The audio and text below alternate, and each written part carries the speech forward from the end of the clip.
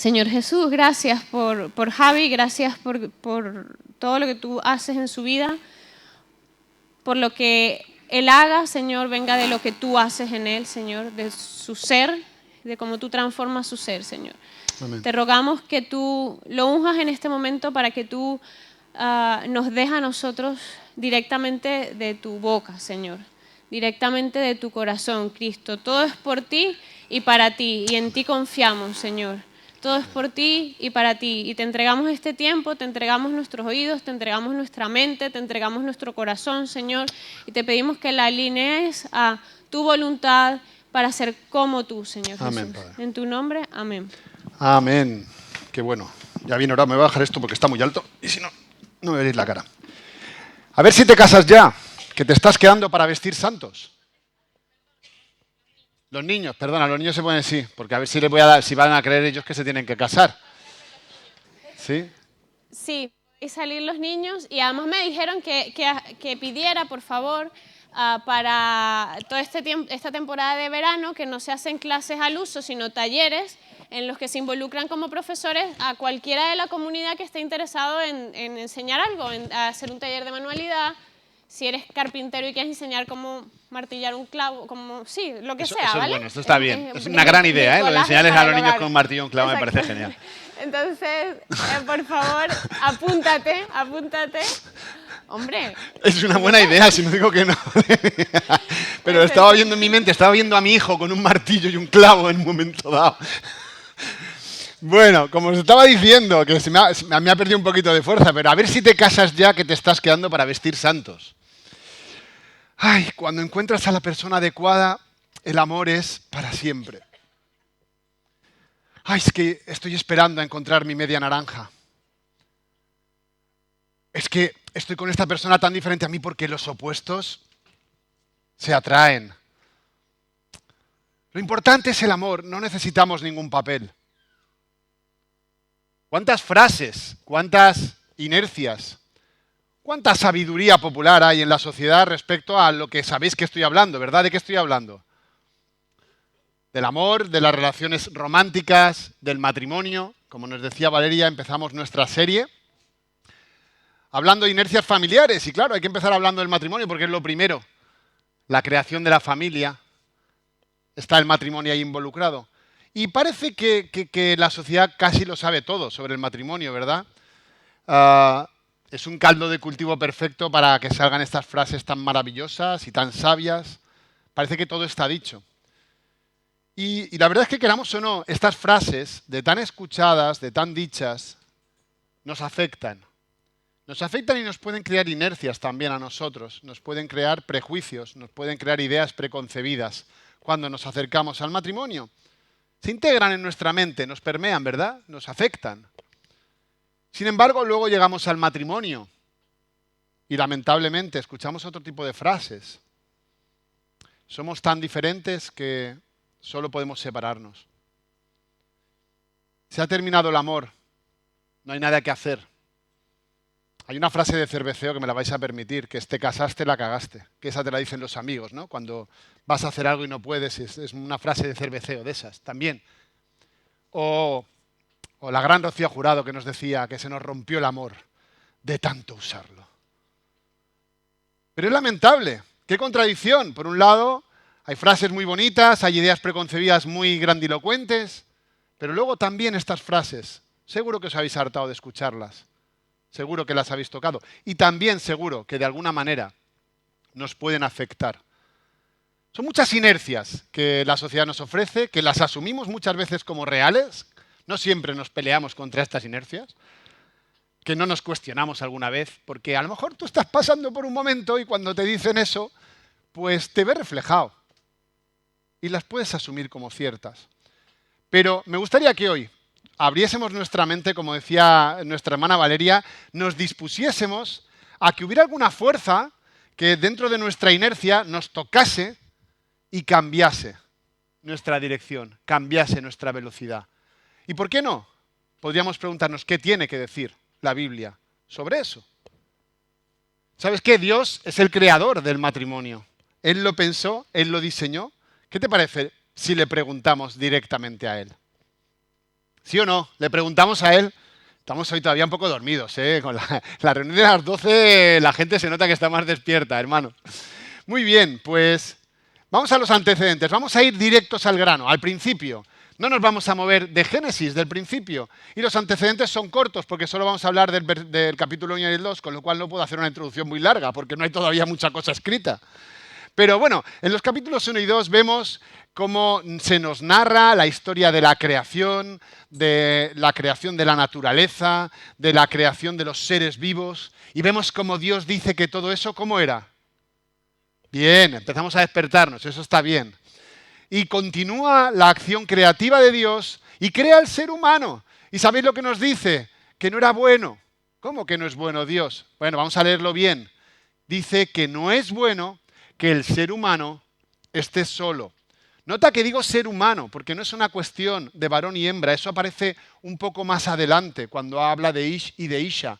De momento, y eso es una confusión que tenemos en nuestras traducciones, cuando se habla aquí de hombre, hablan de hombre genérico, de humanidad, de ser humano. Incluso cuando se utiliza la palabra Adán, es Havdam, también se refiere al ser humano. Es después que se hace la diferencia entre varón y varona, ¿vale? Entonces, Dios está creando todo y de repente hay algo que no le gusta, que no ve que esté bien. No es bueno que el hombre esté solo. Así que Dios se propone solucionar la soledad del ser humano. Y lo crea en dos partes, varón y hembra. Aquí sí que hay una diferencia. Pero es un solo ser humano. Son dos partes diferentes, dos lados, porque acordaos que dice que lo coge del costado, dos costados del mismo ser con dos versiones diferentes. Es difícil de entender esto, pero es así. Hay diferencia, pero también hay un solo ser humano, realmente. En el corazón de Dios el ser humano es uno, pero tiene dos partes diferenciadas. Y cuando tiene al ser humano creado en dos partes, igual lo complicó un poco Dios, igual tendría que habernos dejado en una parte, pero él vio que no era bueno. A lo mejor nos habríamos ahorrado algunos disgustos, ¿verdad? Pero vio que no era bueno. Y lo bueno era esto. Este era el plan de Dios. No te pelees con las diferencias. Dios lo ha diseñado así. No te pelees con ellas. No vas a ganar nunca esa pelea. Y entonces coge al ser humano, la naturaleza, el escenario está creado, está todo perfecto y ahora da un propósito, una misión. Y dice, Génesis 2, 28, y los bendijo Dios. Habló bien de ellos, ahora sí que estaba bien. Antes no estaba bien, pero ahora sí está bien. Los bendijo. Y les dijo, fructificad, multiplicaos, llenad la tierra y sojuzgadla, y señoread en los peces del mar, en las aves de los cielos y en todas las bestias que se mueven sobre la tierra. Magnífico, hermano. Hay una misión, hay algo que hacer. El Señor no ha creado al ser humano porque sí, ha creado para darle un objetivo, una misión. Y es una misión muy grande, hermanos, ¿eh? Fructificad, crecer, pero también enseñorear. Hay una responsabilidad sobre la gestión de la naturaleza, de los recursos, pero hay una palabra de bendición, de crecimiento, magnífica. ¿Y qué pasa cuando dos diferentes se tienen que juntar para hacer algo en común, para perseguir un mismo objetivo? ¿Qué pasa en la vida real? ¿Qué nos pasa? Si yo quiero con Francisco hacer algo en común, ¿qué tenemos que hacer? Lo primero, somos diferentes, Francisco y yo. Tenemos que ponernos de acuerdo, ¿verdad? Si yo quiero hacer un negocio con Francisco y crear una sociedad, tendré que hacer algún tipo de pacto, unos estatutos de esta sociedad, algo que rija la relación que él y yo vamos a tener. ¿Para qué? ¿Para encontrarnos bien? No. Para conseguir un objetivo común. Si hacemos un negocio será porque queremos ganar dinero con ese negocio. No vamos a hacer unos estatutos solo para entendernos. No. Los estatutos tienen que ser para conseguir nuestro objetivo. Y eso es lo que hace Dios a continuación. Hace falta un pacto. Y nos encontramos con el primer pacto de la historia. Acaba de empezar el Génesis. Génesis 2, 24. Por tanto, dejará el hombre a su padre y a su madre y se unirá a su mujer y serán una sola carne. Voy a repetirlo. Por tanto, lo sabemos todos, dejará el hombre a su padre y a su madre y se unirá a su mujer y serán una sola carne. Son 23 palabras, hermanos, las he contado. Pero 23 palabras que resumen toda la enseñanza básica resumida del matrimonio que hay en la Biblia. Hay más enseñanza, no quiero decir que no, pero está resumida aquí, desde el principio. Y que nos enseñan un modelo de pacto perfecto que se creó en el corazón de Dios desde el principio para que consiguiéramos el objetivo que Él tenía para nosotros. Parece simple, pero es muy profundo. Y si os parece, vamos a estudiarlo un poco porque es complicado. Esto de pactar con un igual, con el que se tienen diferencias, es algo complicado. Es complicado en la vida real, es complicado cuando uno hace una sociedad. Dicen en catalán, ses mitges mai són plenes, es decir, las cosas que van a medias nunca se llenan. Eso dice la sabiduría popular catalana. Los catalanes son muy buenos. Este refrán me lo ha repetido mi padre cuando yo hablaba de hacer sociedades. Las medias nunca se llenan, las cosas que van a medias. Y es verdad que a veces hay muchos problemas en la unión de dos diferentes para conseguir un mismo objetivo. Así que vamos a estudiar este pacto. Tiene básicamente 3 partes. La primera parte, si leemos el versículo, dice, por tanto, el verbo, chicos, venga, va. Dejará. Muy bien, gracias, Lina. Lina se ha tomado, ¿cuántos cafés llevas, Lina? 2 ya, ¿ves? ¿Cómo se nota que lleva 2 cafés, Lina, hoy? Dejará. El primer paso es dejar, la primera parte de este pacto. Dejar.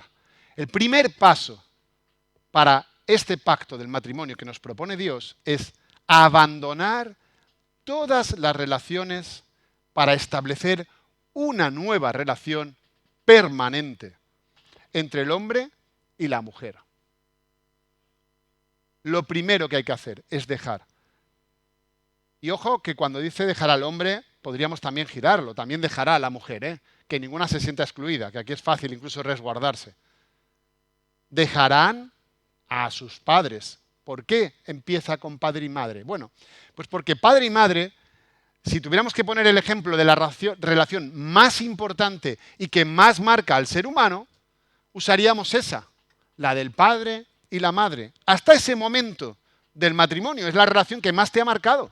Es donde has estado, donde te has sentido seguro, donde te has educado, donde has crecido. ¿Qué quiere decir? ¿Que no hay que dejar otras relaciones? ¿Que no hay que dejar otras cosas? Claro que sí, pero vamos a poner el ejemplo más grande. A partir de ahí ya aplícalo a todo lo que tú quieras, por debajo de eso. O sea, si tienes que dejar a tu padre y madre, ¿cómo no vas a tener que dejar otro tipo de relaciones o otro tipo de actitudes que tenías hasta el momento de dar este paso? Pero hermanos, dejar no es tan fácil. Dejar requiere sabiduría para hacerlo de la manera adecuada. Y dejar no es cortar los vínculos, no es abandonar a su suerte esa relación. No significa eso. Es algo así como modificar el compromiso, modificar la relación. Pero claro que tiene que haber un dejar. Porque Dios habla en muchas partes luego de la Biblia de honrar a tu padre y a tu madre, ¿verdad? De cómo está en los mandamientos. Un poco más adelante vamos a verlo en los mandamientos, como dice, honrarás a tu padre y a tu madre. Es decir, no dice abandónalos, cásate, abandónalos y déjales en la estacada. No, pero hay una modificación. Porque dejar implica que te quedas solo frente a tu pareja. Has dejado lo demás y solo tienes una opción, que es la que tienes ahora a tu lado, ¿verdad? Que es tu pareja. De hecho, nos llama a reorientar todas las relaciones previas al matrimonio y las ocupaciones y colocarlas en la perspectiva correcta. Y esa es la primera condición indispensable para el matrimonio. Pero a inercias nos enfrentamos cuando llegamos a este punto, a este primer punto, en el primer paso. ¿Sabéis? Ya hay inercias. Quizás me caso, pero sigo consultando a mi padre todas las decisiones importantes, porque acepto su consejo o sigue estando, que no está mal. ¿Sabéis dónde estaría el problema? En que fuera primero él. Porque tendría que hacer eso, no está mal, tengo que seguir honrándole y seguro que su consejo es sabio y es prudente, o por lo menos tiene mucha más madurez que yo. Pero el problema estaría en hacerlo antes que con mi esposa, ¿verdad? Fijaos, lo que hablamos de reorientar, no estamos hablando de abandonar, de despreciar, estamos hablando de reorientar. Pero esa es una inercia que puedes tener. Quizás me estoy protegiendo bajo la autoridad de mis padres todavía, porque me siento seguro, porque esto es una aventura, ahora me toca a mí tomar la responsabilidad y no estoy preparado y me va bien tener esa protección de mis padres y no quiero renunciar a ella. Oye, quizás todavía dependo de ellos económicamente. Estoy viviendo bajo su techo, estoy siendo provisto por ellos. Error, problema. Eso no es dejar, hermanos. Eso es mantener, eso no es dejar. O quizás no es tanto con mis padres, pero quiero mantener las mismas rutinas que tenía con mis amigos, con mis compañeros. Pero hay que cambiar la prioridad. Hay que dejar eso, reorientarme con mi esposa, con mi esposo, y poder luego reubicar todas esas relaciones en el lugar correcto. Porque si sigo las inercias que tenía de antes de hacer este pacto, probablemente ya estemos fallando en el primer paso. Con lo cual, hace falta que sigamos avanzando si ya estamos fallando en esto. Bueno, paso número 2.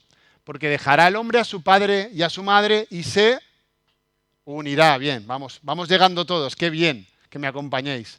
Se unirá. Segundo paso, unir. Primer paso, dejar.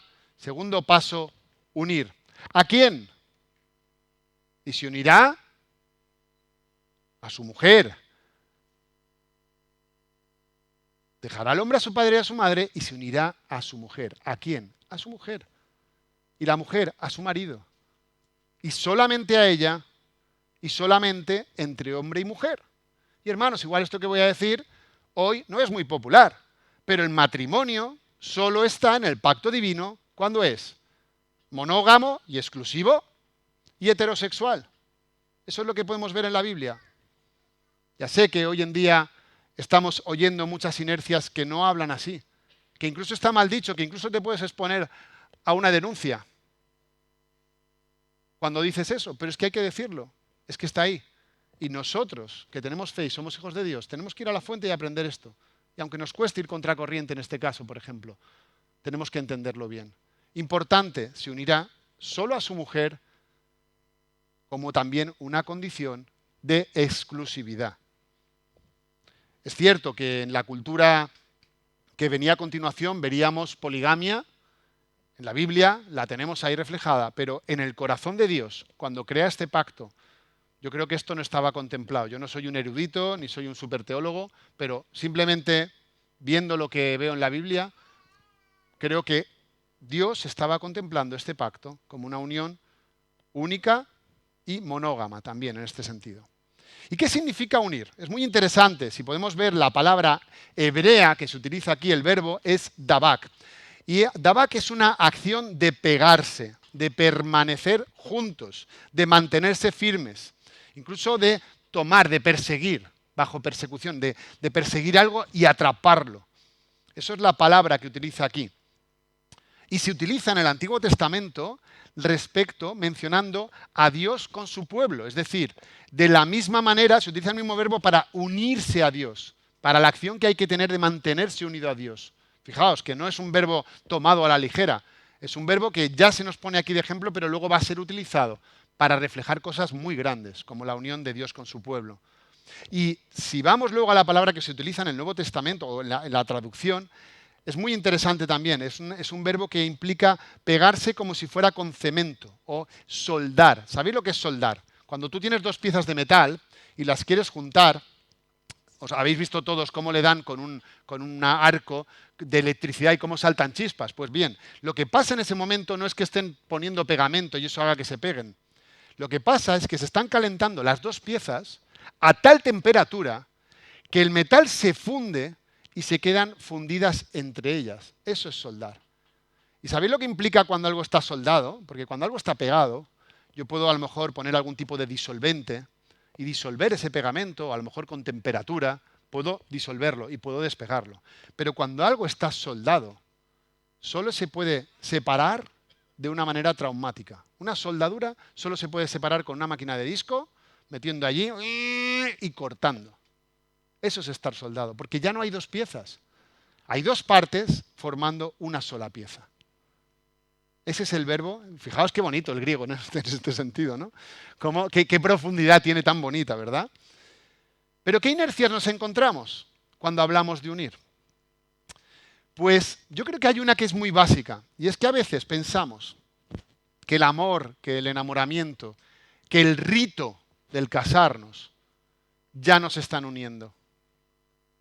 ¿Verdad? Llegamos ilusionados al matrimonio, llegamos enamoradísimos al matrimonio, pasamos por ese rito y ya nos creemos que hemos alcanzado la unidad esa que estábamos persiguiendo. Ese estado del que se nos había hablado, del que tantas inercias nos han llevado, y ya pensamos que está hecho. Pero es muy interesante, el verbo dabak no habla de eso. Habla de una acción. Igual vivimos bajo el mismo techo, compartimos un proyecto, compartimos gastos, vamos juntos a todos lados. Podemos estar juntos, pero no estamos unidos. Porque ese rito, ese vivir, esas inercias que adoptamos cuando entramos en el matrimonio, no tienen por qué unirnos. Claro que son necesarias y son sanas. Hombre, no vais a vivir cada uno en una casa. Pero eso, ni siquiera eso, provoca la unidad. La unidad, Dabak, lo que nos dice la Biblia que es la unidad, no es una consecuencia del rito o del paso anterior de dejar, ni siquiera eso. No es algo que se puede disfrutar simplemente. Es algo que hay que perseguir. Es una acción continua. Tiene que ver con permanecer, tiene que ver con mantenerse, tiene que ver con perseguir. No es algo que logramos y nos podemos quedar a descansar. ¿Eso sabéis lo que hace? Meternos en una inercia, donde creemos, ya está conseguido, este es el movimiento que voy a seguir.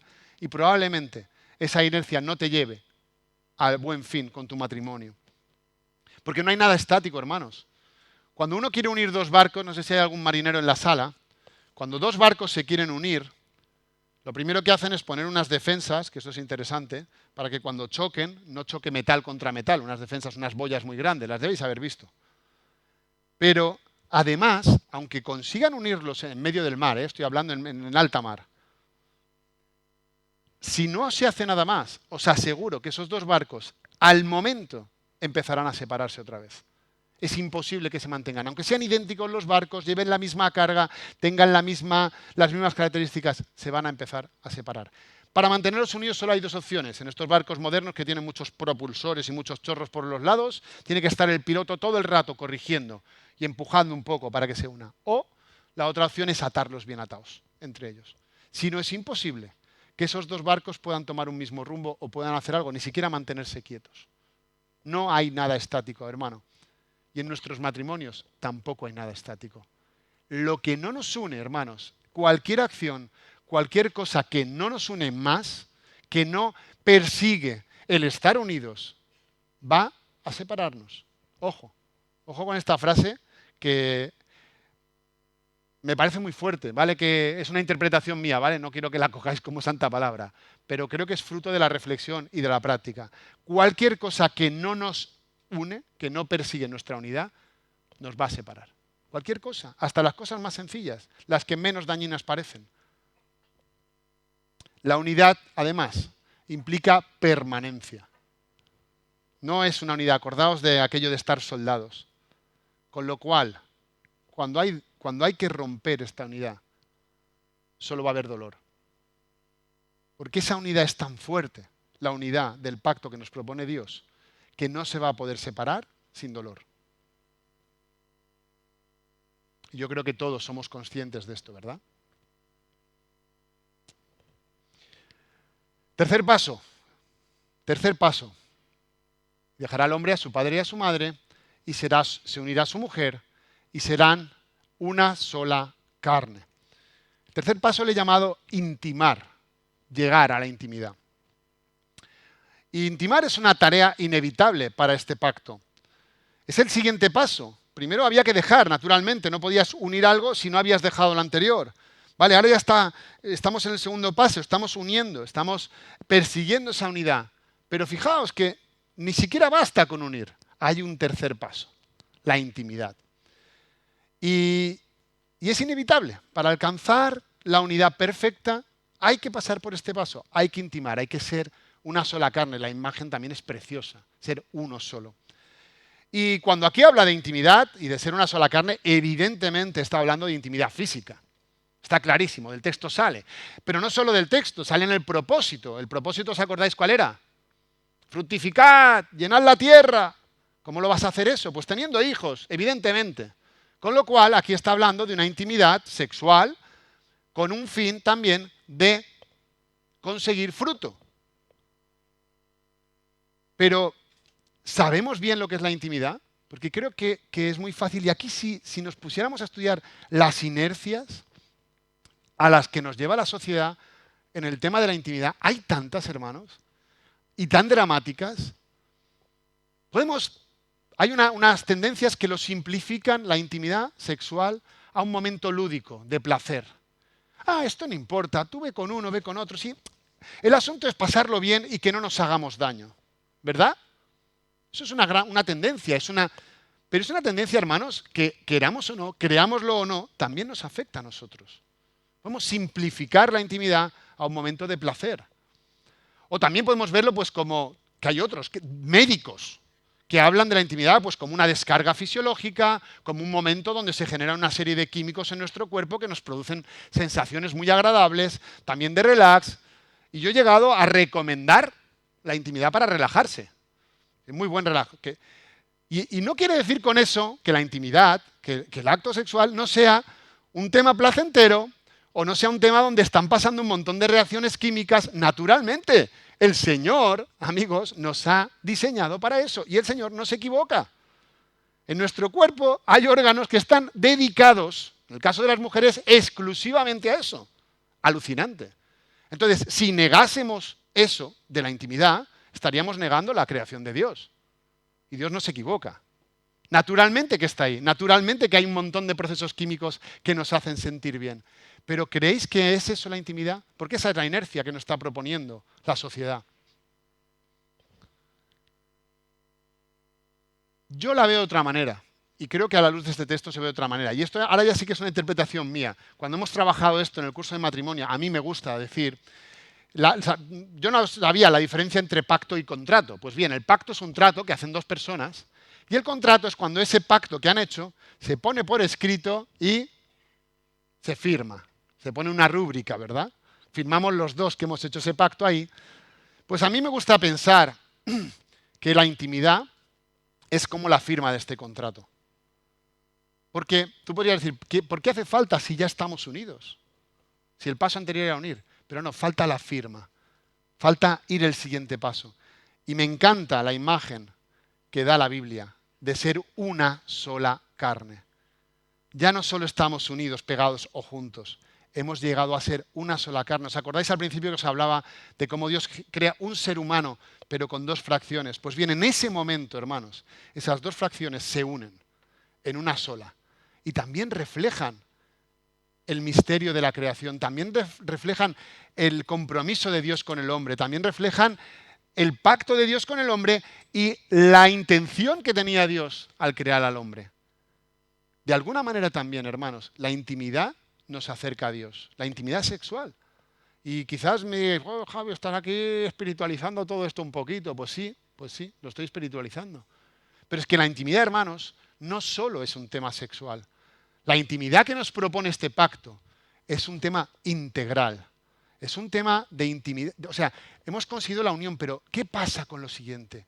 ¿Cómo intimo? ¿Sabéis qué implica la intimidad? A nivel físico implica desnudez. Pero a nivel emocional, hermanos, también implica desnudez.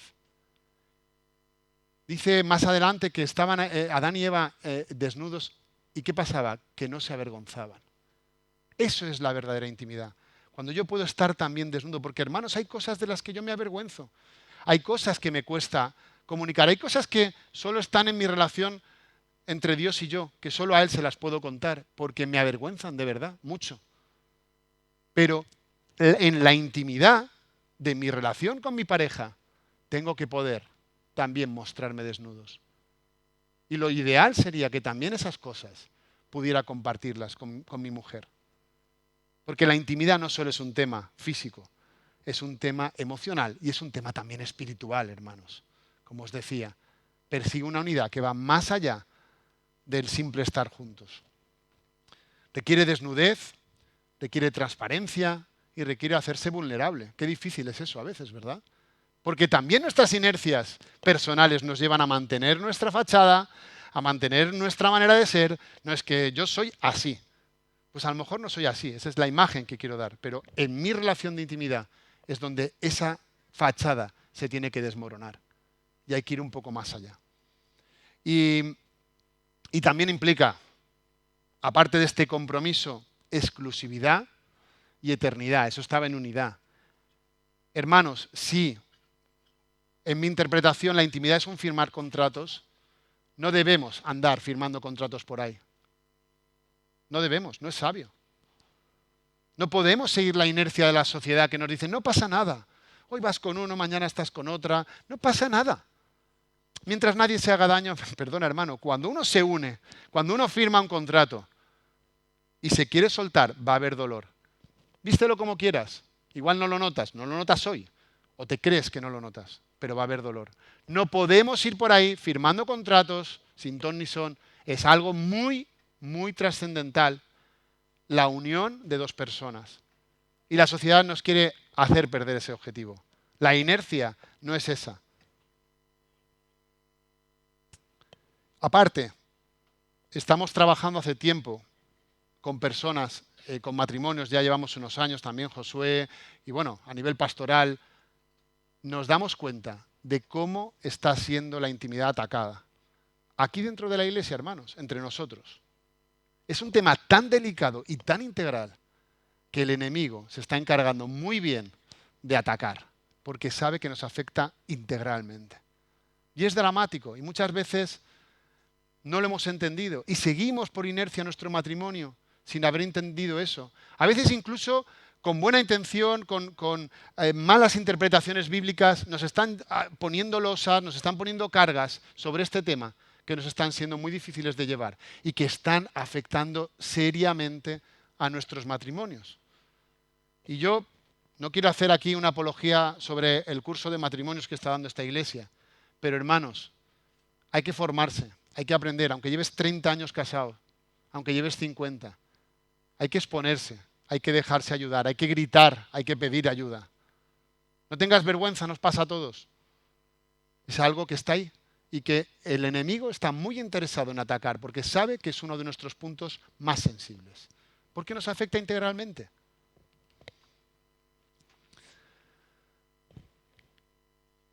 Y os he hablado de este pacto. Y a lo mejor alguno me podría decir, vale, Javi, yo no estoy casado, estoy viudo, estoy divorciado, estoy soltero. Pero es muy interesante cómo este pacto nace en el corazón de Dios, en el principio. Génesis 2 estamos, hermanos, ni nos hemos movido de ahí. Y esta fórmula de pacto es un pacto perfecto, que Dios crea ahí, pero que luego va a utilizar de ejemplo para otros pactos muy importantes y muy trascendentales para el ser humano. Dios nos creó, Él nos conoce, Él sabe qué límites necesitamos, Él sabe lo que nos conviene y nos ofrece este pacto diseñado exclusivamente para nosotros. Y es un pacto diseñado para dar fruto, como decíamos al principio. No es un pacto solo para disfrutarlo, es para dar fruto, para ir más allá, para dar prosperidad, para ejercer señorío sobre los recursos que Dios nos ha dado. Pero además, después de ser este el primer pacto, fijaos, un poco más adelante, hay otro pacto entre Dios y el hombre. ¿Os acordáis de la Shema? El Señor tu Dios, el Señor uno es, y amarás al Señor tu Dios de todo tu corazón, ¿verdad? Se crea otro pacto que, si os fijáis, también requiere dejar a todos los otros dioses, a todas las otras ideas que tú tengas preconcebidas, unir ¿a quién? A Dios. Pero también intimar. Ojo, no nos quedemos solo con unir, también intimar con Dios, mostrarnos desnudos. Dejar que Él vea. Él ya se ha desnudado para nosotros. Dios no nos ha escondido. Nos esconde cosas que quizás no podamos entender todavía. Naturalmente, hay misterios que no podemos comprender. Pero Dios se ha desnudado ante nosotros. ¿Te has desnudado tú ante Dios para conseguir el siguiente paso de este pacto, la intimidad? Pero avanzamos. Vamos al nuevo pacto. Al nuevo pacto del Nuevo Testamento. ¿A alguien le suena la imagen del matrimonio utilizada en otro pacto? en el pacto de Dios con su iglesia. Jesús al final de su ministerio tenemos ese discurso tan bonito, esa parábola que nos habla de las vírgenes. Ya utiliza la imagen del matrimonio, de la esposa esperando al esposo, como la imagen de Jesús y su iglesia. Y más adelante, en las cartas, vamos a ver cómo se desarrolla esa misma imagen. Otro pacto que quiere hacer ahora con toda la iglesia, con todo su pueblo, que también requiere dejar todo lo demás, unirse a Jesús y también intimar y dejarse conocer, desnudarse frente al Espíritu Santo y conocer profundamente. Eso es intimar también. Entonces, hermanos, lo que pretendíamos hoy es que esta predicación fuera para todo el mundo. Hemos hablado de matrimonio, a veces se habla poco de matrimonio desde el púlpito y lo hablamos más en círculos pequeñitos y está muy bien y os animo a que lo podáis disfrutar, es una experiencia. Pero también a predicar a todos, hermanos. Incluso si tú todavía no has aceptado a Jesús como tu Salvador, si todavía no has entrado en este pacto hoy también puede ser para ti.